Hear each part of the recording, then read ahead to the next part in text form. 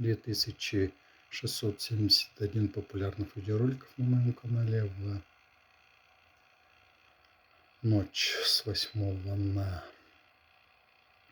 9 апреля 2025 года, да?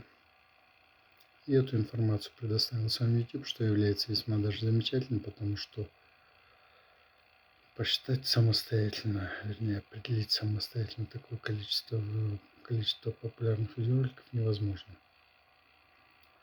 Потому что самих видеороликов много, только опубликованных 83 800 с лишним, где-то